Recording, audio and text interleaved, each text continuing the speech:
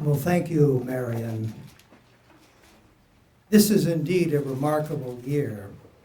It's a year of memorable anniversaries for China and the Chinese people and for the world. To begin with, it's the 100th anniversary of the May 4th movement that led to a new spirit of nationalism and political activism in post-World War I China. It's the 70th anniversary of the communist defeat of the nationalists in a bloody civil war and the launching of the People's Republic of China. It's the 40th anniversary of Deng Xiaoping's economic reforms, often described as socialism with Chinese characteristics. It's also the 40th anniversary of the Taiwan Relations Act, passed by the U.S. Congress, which considers any effort to determine the future of Taiwan, mark this, by other than peaceful means, a threat to the peace and security of the Western Pacific and of grave concern to the United States. It's the 30th anniversary, as Marion has pointed out, of the Tiananmen Square massacre, a tragic event which the Chinese Communist government still refuses to acknowledge. And it's the 22nd anniversary of Great Britain transferring Hong Kong to Communist China. Finally, you won't believe the date when I mention it, the figure when I mention it. It's the 87th birthday of the individual whom we honor today and who has played a leading role in Hong Kong, mainland China, in support of the human rights and religious freedom of the Chinese people, a role that has led many to describe him as the conscience of Hong Kong. We prefer to call him the conscience of China. You can applaud that if you like.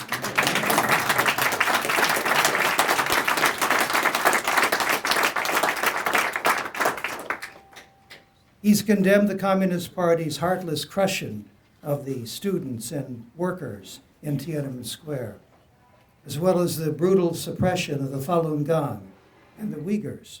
He's led pro-democracy protests and demonstrations in Hong Kong. He has spoken out against the Chinese Communist persecution of Catholics, including the arrest and imprisonment of bishops and priests and the stripping of crosses from churches.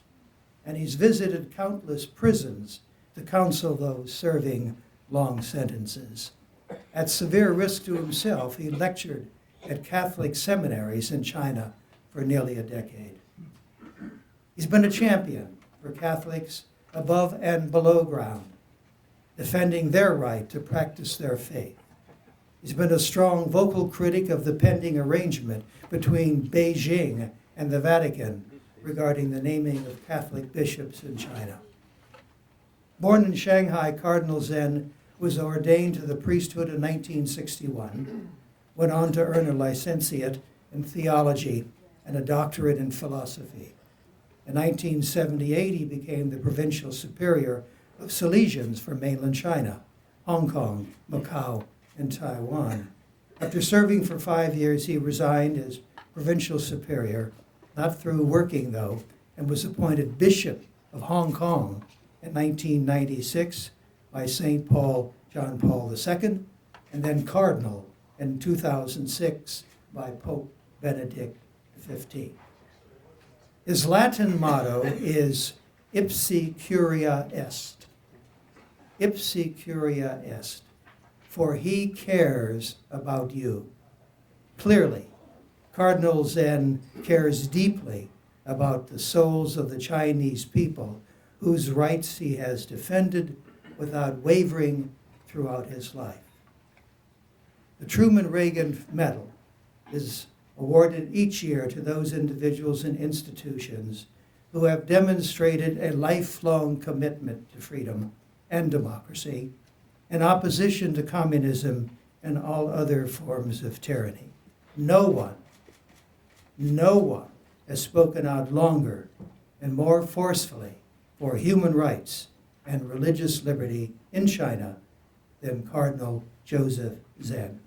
It is therefore my great honor and solemn privilege to present the 2019 Truman Reagan Medal of Freedom to Joseph Cardinal Zen.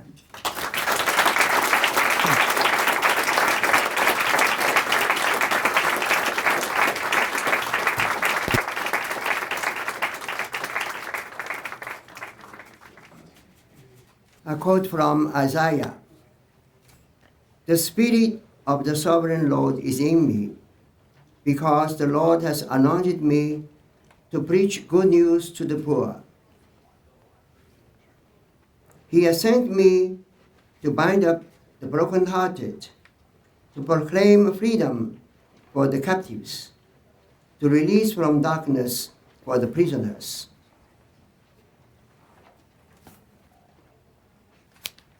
Now, in the human history, there were always the poor, the prisoners, the oppressed. The Industrial Revolution was unfortunately accompanied by an upsurge of wild capitalism. The capitalists, in possession of the means of production, exploited the proletariat and kept them under slavery. Karl Marx, the prophet, came to preach the liberation through class struggle. That means bloody revolution. The medicine was worse than the illness. Violence was never a solution to any problem. The problem is in human hearts. Selfishness, greed. Without a loving heart, any system would become inhuman.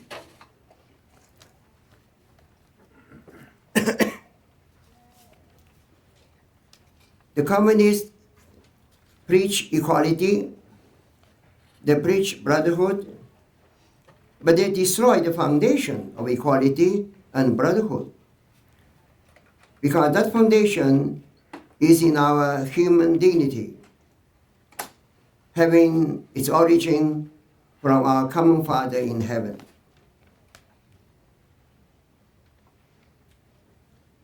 All the communist countries, to our knowledge, and before they abandoned Marxism, they achieved only equal poverty for everybody. And their main export are human beings fleeing the communist heaven.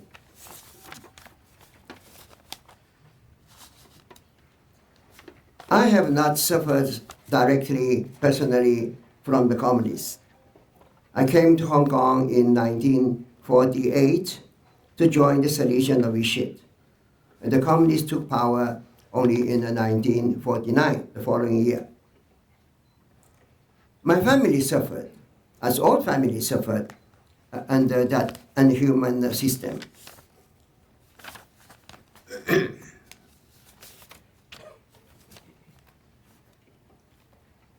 My brother-in-law, husband of my elder sister, a most sweet person.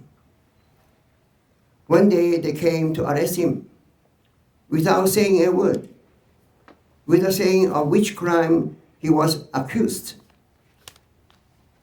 They sent him to work for the construction or repair of railway.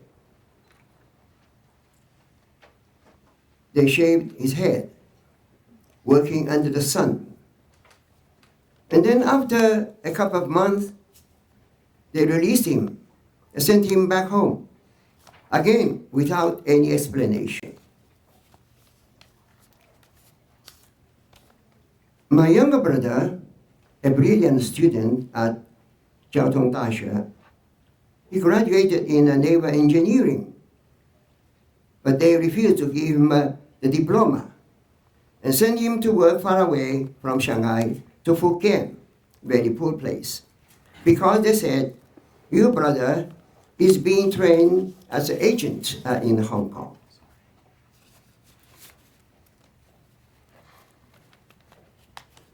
The so-called dictatorship of the proletariat which is supposed to be provisional according to Marx, turned out to be the communist empire. I had opportunity to visit my relatives in Shanghai in 1974, that is before the end of Cultural Revolution. We did not know why they opened the door ajar for Hong Kong people who were there to go in. It was beyond imagination. The communist paradise was a concentration camp. All religions disappeared. The churches were either closed down or turned into factories, godowns, or for other users. My parish church became a people's club where people could get simple food and recreational facilities.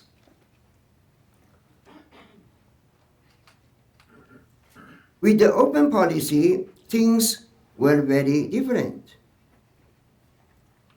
So I applied to be allowed to teach in the seminary in Shanghai in 1984.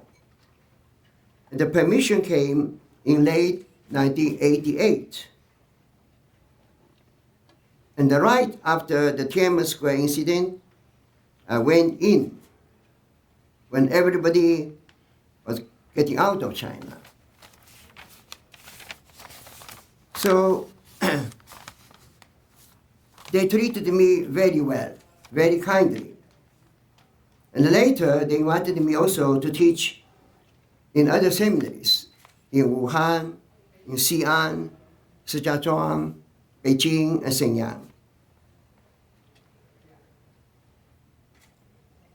They treated me very kindly, but I could see how they mistreat our people in the church in China.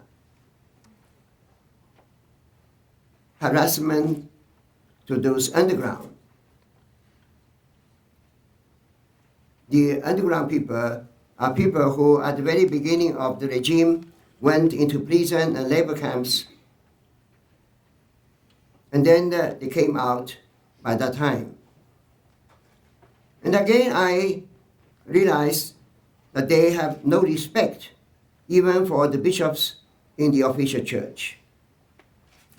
Many of them survived also long term of prison or labor camp.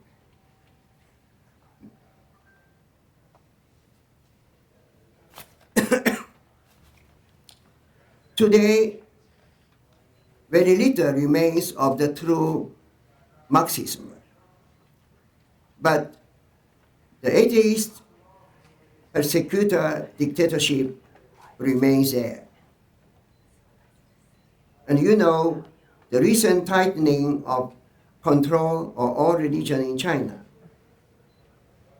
You must also know the situation in Hong Kong. Of the promised high degree of autonomy, very little remains. We are soon to become just one of the cities in China. So visit Hong Kong before it's too late. I am here to receive gratefully the medal, not in my honor, because I had almost paid nothing for my freedom, but for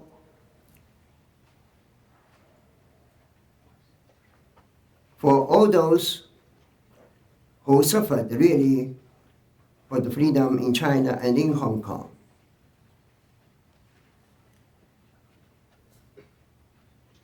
I received the medal for all those who really deserve it, but they cannot come here to accept it. I want to remember all those heroes who offered their life for the cause of human dignity and freedom. we don't mourn them because they are in God's bosom in eternal bliss.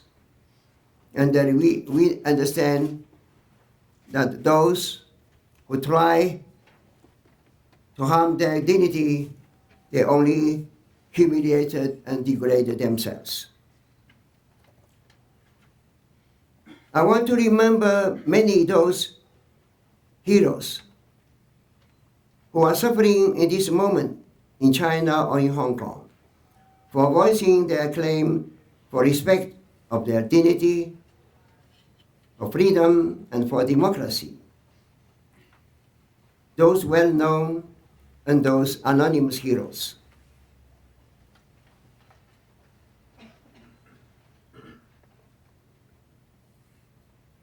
May my presence here today confirm your noble work in the effort to support all those people, and may our presence here today and our prayer every day bring them comfort and strength. May God bless you all.